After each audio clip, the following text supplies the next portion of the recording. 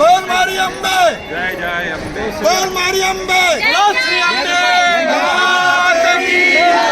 जय number gate पे बोल मारी अंबे, जय जय अंबे, बोल मारी अंबे, जय जय अंबे, बोल मारी अंबे, जय जय अंबे, बोल मारी श्री गजानन गणपति महाराज की जय।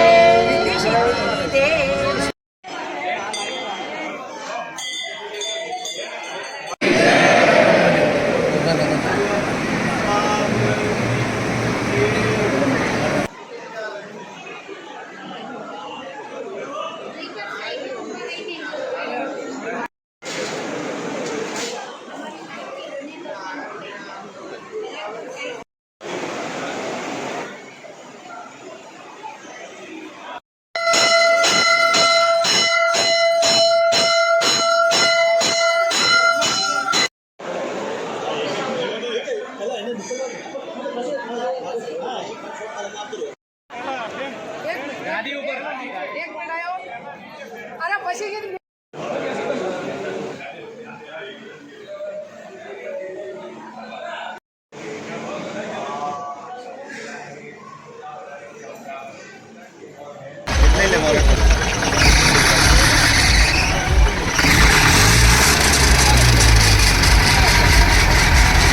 બનાસકાંઠાની સીટ જીતીને જે આશીર્વાદ આપ્યા છે એના ભાગરૂપે આજે માં જગદંબા 51 શક્તિપીઠ માં અંબાજીના દર્શન કરવા માટે અમે સૌ આવ્યા છીએ। ત્યારે માં જગદંબા અંબાજીને એક જ પ્રાર્થના કરું છું સમગ્ર જિલ્લા વતી કે માં જગદંબા ભાઈચારાની ભાવના રાખે, અમારા કોંગ્રેસના કાર્યકરો હળી મળીને લોકોની સેવા કરવા માટેની માં જગદંબા સૌને શક્તિ આપે।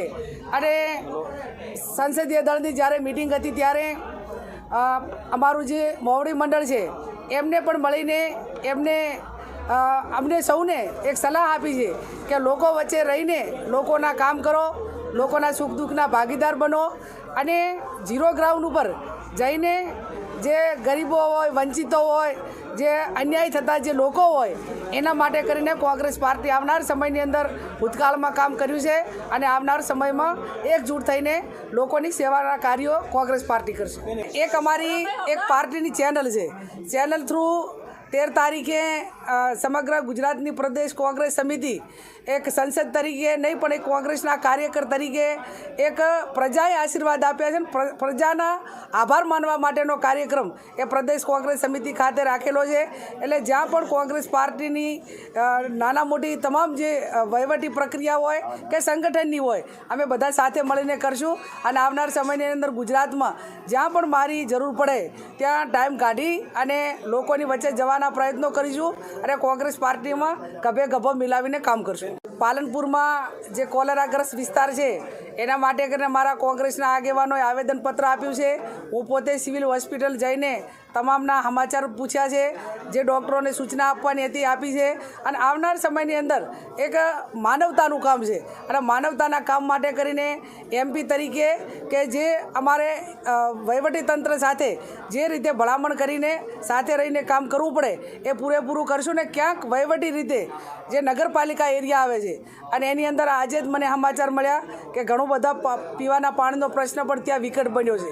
એટલે કલેક્ટરશ્રી સાથે હું અત્યારે જ મુલાકાત કરવાની છું, પરિસ્થિતિ વાકેફ કરવાની છું અને જે વહીવટી રીતે સૂચનાઓ આપવાની થાય એ અમે આપ. પણ ઉનાળાની અંદર પાણીનો પ્રશ્ન એ થોડોક વિકટ બને છે, એ આખા જિલ્લાની સમસ્યા છે. પણ જે વર્ષોથી શાસનમાં બેઠેલા લોકોએ કાયમી એનું નિરાકરણ લાવીને યોજનાઓ બનાવવી જોઈએ, એ ક્યાંક ને ક્યાંક બની નથી. એના પાણી માટેની સંગ્રહ માટેની યોજના હોય, ઠીક છે હેડપંપ હોય, પણ હેડપંપ જ્યાં સુધી વરસાદ પૂરતા પ્રમાણમાં ન હોય તો સ્વાભાવિક છે કે એને પાણીનો જથ્થો પૂરતો મળે નહીં. એટલે એનું કાયમી સોલ્યુશન થાય એવા પણ અમારા પોતાના પ્રયત્નો રહેશે.